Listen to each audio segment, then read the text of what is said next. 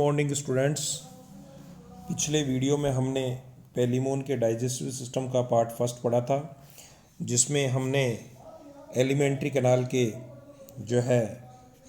जो फोर गट वाला जो पार्ट है, जिसमें माउथ पढ़ा हमने, बकल कैविटी पढ़ी हमने, ईसोफेगस और आमाशय के दो भागों में से एक भाग जिसको हम जठरागमी या कार्डिक्स आमाशय या कार्डिक स्टमक कहते हैं, उसको हमने पूरा पढ़ लिया था। अब हम इस वीडियो के अंदर जो हमारा जो स्टमक पार्ट है उसका जो दूसरा पार्ट है, जिसको हम जठर निर्गमी या पाइलोरिक आमाशय या पाइलोरिक स्टमक कहते हैं, उसके बारे में अध्ययन करते हैं।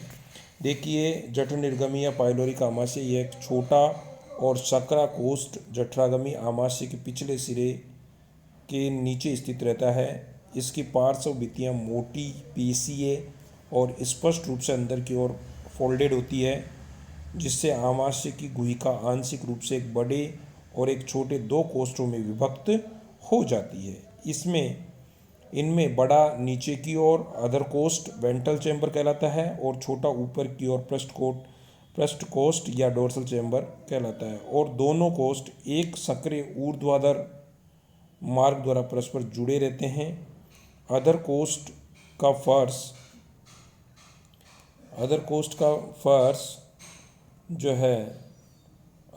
का फर्श मध्य ऊपर की ओर उठकर एक मध्यवर्ती अनुदैर्ध्य कटक बनाता है, जिससे ये कोष्ठ दो पार्श्वीय कक्षों कंपार्टमेंट्स में विभक्त हो जाता है। इसका फर्श एक निस्पंदन प्लेट या फिल्टर प्लेट द्वारा आच्छादित रहता है। क्रॉस सेक्शन में अगर हम देखें तो फिल्टर प्लेट उल्टे वी, अंग्रेजी का जो वी अक्षर है उसकी भांति दिखाई देती है। ये प्रश्न बहुत कंपटीशन में पूछ लिया जाता है, तो ये आप याद रखें कि क्रॉस सेक्शन में जो फिल्टर प्लेट है वो अंग्रेजी के वी अक्षर की भांति हमें दिखाई देती हैं। फिल्टर प्लेट की प्रत्येक जो भुजा की सतह की बात करेंगे, लेकिन उससे पहले हम डायग्राम समझ लेते हैं। देखिए, पेलिमोन का जो मध्य आहरनाल है, जो उसके बाद जो टीएस है उसका ट्रांसफर सेक्शन अनुप्रस्थ परिच्छेद है, उसके बारे में देखते हैं। देखिए, उसमें आप देख रहे होंगे ऊपर की ओर कनेक्टिव टिश्यू है, ब्लड लेक्यूना दिख रहे हैं, लॉन्जिट्यूडिनल मसल्स फाइबर दिख रहे हैं, सर्कुलर मसल्स फाइबर भी दिख रहे हैं आपको, एपिथेलियम लेयर है, बेसल मेम्ब्रेन है, क्यूटिकुलर लेयर है, और बीच में एक छोटी सी ल्यूमेन या गुहा भी हमें दिखाई दे रही है। चलिए दूसरे डायग्राम में चलते हैं, जो कि पेलिमोन का पश्च आहरनाल का अनुप्रस्थ परिच्छेद है। इसमें देखिए, ल्यूमेन हमें थोड़ा सा बड़ा दिख रहा है और कनेक्टिव टिश्यू दिख रहे हैं, वही blood lacuna as it is, longitudinal muscles fibre, circular muscles fibre, basal cell जो हमें दिख रही है, और एपिथेलियल जो लेयर है वो भी हमें दिखाई दे रही है। दोनों में मेन जो अंतर है वो यह है कि जो पेलिमोन का हमने मध्य आहरनाल का जो डायग्राम टीएस देखा उसमें ल्यूमेन बहुत छोटा है, जबकि जो पश्च आहरनाल का जो हम डायग्राम देख रहे हैं या टीएस या अनुप्रस्थ परिच्छेद या ट्रांसफर सेक्शन जो देख रहे हैं उसमें ल्यूमेन का आकार बड़ा है, बाकी चीज़ें सेम है। अब देखिए, तो फिल्टर प्लेट की प्रत्येक भुजा की सतह पर अनुदैर्ध्य कटकों और खांचों की एकांतरित श्रेणियां देखने को मिलती है। कटकों पर शुकों यानी कि सीटी की पंक्तियां होती हैं, जो खांचों के ऊपर एक नमदे या फेल्ट के समान रचना बनाती हैं। अधर कोष्ठ की दाईं बाईं भित्तियों पर एक भी सघन शुक होते हैं, जो फिल्टर प्लेट के साथ मिलकर एक छलनी या छन्ने फिल्टर का निर्माण करते हैं। ये जठरागमी निस्पंदन उपकरण या पाइलोरिक फिल्टर उपकरण कहलाते हैं। यहाँ केवल तरल भोजन को ही अपने में से ये फिल्टर है, निस्पंदन उपकरण है, ये केवल तरल भोजन को ही अपने अंदर से होकर जाने देता है। यकृत अग्नाशयी वाहिनियों या हिपेटोपैनक्रियाटिक वाहिनियों इसके युग्मित छिद्र जो हैं, पेयर्ड एपर्चर हैं, निस्पंदन उपकरण के पीछे जठर निर्गमी आमाशय के पृष्ठ कोष्ठ एवं मध्य आहरनाल के संगम के नीचे खुलते हैं। दोनों छिद्र निस्पंदन प्लेट की मध्यवर्ती कटक के पश्च सिरे से निकले लंबे शुकों के एक समूह द्वारा सुरक्षित रहते हैं। फिर आगे बात करते हैं पृष्ठ कोष्ठ की। बात करें डोर्सल चैम्बर के से ऊपर की ओर एक छोटी अंधनाल सीकम निकली होती है।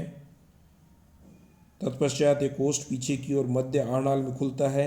दोनों के संगम पर एक मध्य पृष्ठ और दो पार्श्व लंबे लंबे शूकों के समूह पीछे मध्य आहनाल में फैलकर सुरक्षा प्रदान करते हैं, अर्थात मध्य आहनाल में प्रवेश करते हुए भोजन को छानते हैं तथा उसे पृष्ठ कोष्ठ में वापस लौटने से रोकने का कार्य करते हैं। अगला जो है हमारा जो है आहरनाल का जो पार्ट है, हमने फोरगट पूरा पढ़ लिया है। उसके बाद में मध्य आहरनाल मिडगट की बात करेंगे। मध्य आहरनाल या आंत्र, जिसमें मूलतः आंत्री आती है मध्यगट में या मध्य आहरनाल में, मिडगट में। मध्य आहरनाल या आंत्र एक लंबी सक्रिय और सीधी नली होती है जो पीछे की ओर मध्य रेखा के साथ प्रसारिणी एक्सटेंसर तथा आकोचनी यानी फ्लेक्सर पेशियों के बीच छठे उदरखंड तक फैली होती हैं। अग्र सिरे पर इसकी अवकाशिका यानी लूमेन चौड़ी होती है, परंतु अनुदैर्ध्य वलनों की ट्रांसवर्स फोल्ड्स की उपस्थिति के कारण पीछे की ओर ये सम्मानित या डिड्यूस्ड हो जाती है। फिर है पश्च आहरनाल हिंडगट की बात करें। यह मध्य आहरनाल से गुदा तक यानी एनस तक आहरनाल का या एलिमेंट्री का सबसे छोटा भाग होता है। इसके अगले फूले हुए पेशीय भाग, जिसे आंत्रीय बल्ब या इंटेस्टाइनल बल्ब या मलाशय रेक्टम कहते हैं, में बहुत से आंतरिक अनुदैर्ध्य वलन होते हैं। इसका अंतस्थ सकरा नली आकार भाग गुदा द्वारा बाहर खुलता है और गुदा एक अवरोधिनी युक्त अनुदैर्ध्य दरार के समान छिद्र होता है जो पुच्छखंड के आधार पर एक उभरे पेपिला पर स्थित रहता है। यकृत अग्नाशय या हिपेटोपेनक्रियाज, जो बड़ी महत्वपूर्ण संरचना है पेलिमोन के डाइजेस्टिव सिस्टम की, उसके बारे में अध्ययन करें। जो यकृत अग्नाशय या हिपेटोपेनक्रियाज है, यह एक बड़ा द्विपालित यानी दो पालियों से बना हुआ सघन, डेंस तथा नारंगी रंग का ग्रंथिल पुंज होता है, ग्रंथियों का समूह सा लगता है, जो जनन ग्रंथि के नीचे लगभग संपूर्ण शिरोवक्ष गुहिका में फैला होता है। यह आमाशय को पार्श्व, अधर और पश्च की ओर से घेरे रहता है। यह असंख्य शाखादार नलिकाओं का बना होता है। ये नलिकाएं संयोजी उत्तक कनेक्टिव टिश्यू द्वारा पूर्ण रूपेण परस्पर बंधी रहती हैं। इन नलिकाओं की भित्ति में ग्रंथिल कोशिकाएं, फॉर्मेट कोशिकाएं, वसा गोलिकाओं से युक्त यकृत कोशिकाएं और प्रतिस्थापित यानी रिप्लेसिंग या आधारी कोशिकाओं बेसमेंट सेल्स से बनी स्तंभी उपकला की बनी होती हैं। उपकला एक आधार कला यानी बेसमेंट मेम्ब्रेन पर स्थापित रहती है और यह नलिकाएं बार बार परस्पर जुड़कर दो बड़ी यकृत अग्नाशयी वाहिनियां यानी हिपेटोपेनक्रियाटिक डक्ट्स बनाती हैं, जो जठर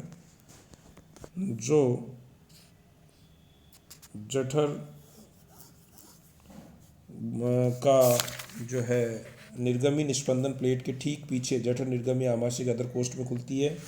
उससे पहले एक डायग्राम देखिए कनेक्टिव टिश्यू का जो है पेलिमोन का। ये जो हमारा हिपेटोपेनक्रियाज ग्रंथि का एक परिचय का एक भाग है, जिसमें आप देख रहे हैं ग्रेन्युलर सेल्स हैं, फर्मेंट सेल्स दिख रखी हैं, बेसल मेम्ब्रेन आप दिख रहे हैं, बीच के अंदर आप देखिए ल्यूमेन ऑफ ट्यूबुल्स दिख रही है, कनेक्टिव टिश्यू भी दिख रहा है, ब्लड लेक्यूना भी दिख रहे हैं।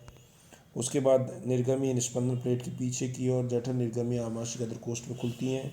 यकृत अग्नाशय जो है ये उच्च श्रेणी के जंतुओं के भांति अग्नाशय यानी पैनक्रियाज, क्षुद्रांत यानी छोटी आंत और यकृत लीवर का कार्य संयुक्त रूप से करने का काम करता है। अग्नाशय की भांति ये पाचन एंजाइमों का स्त्रवण करता है। साथ ही जो ये पाचन एंजाइम जो स्त्रवण किए जाते हैं वो कार्बोहाइड्रेट, प्रोटीन और वसाओं का पाचन करने में सक्षम होते हैं। मध्य आहरनाल की भांति ये पचे ये भोजन का अवशोषण का काम भी करता है और यकृत की भांति ये ग्लाइकोजन, वसा एवं कैल्शियम के संग्रह करने के लिए एक प्रमुख जो है संग्रहण या संभरण अंग का कार्य करता है। इसमें कुछ अंतः कोशिकीय यानी इंट्रासेल्युलर पाचन का कार्य भी होता है। ये बड़ा महत्वपूर्ण अंग है। उसके बाद में देखिए भोजन एवं अशन जो क्रिया है, फूड एंड फीडिंग, उसके बारे में बात करें। झींगा यानी पेलिमोन मुख्यतः शैवाल, मोस एवं अन्य जलवासी पौधों को खाता है। ये कभी कभी छोटे छोटे जलीय जंतुओं जैसे कीटों, घोंघो यानी स्नेल्स, भेक शिशुओं, टेडपोल्स, मछलियाँ इत्यादि तथा तली में इकट्ठे मलबे डेट्राइटिस या डेब्राइस को भी खा लेता है। यह अपना भोजन सामान्यतः रात्रि में लेता है और प्रातः उषाकाल तथा संध्या में यह गोधूलि के समय अति सक्रिय रहता है। यह अपने तीसरे जंबपाद यानी मैक्सिलिपीड की सहायता से एवं अन्य कीलाभ जो लेग्स हैं के द्वारा भोजन को पकड़कर मुख में पहुंचा लेता है और दूसरे जंबपाद यानी मैक्सिलिपीड के कक्षांगों कोक्षा से भोजन को पकड़ लेता है और चिबुको मैंडिबल्स के कृंतक प्रवर्ध यानी इंसाइजर प्रोसेस द्वारा उसको छोटे छोटे टुकड़ों में तोड़ लेता है, काट लेता है। उसके बाद भोजन के ये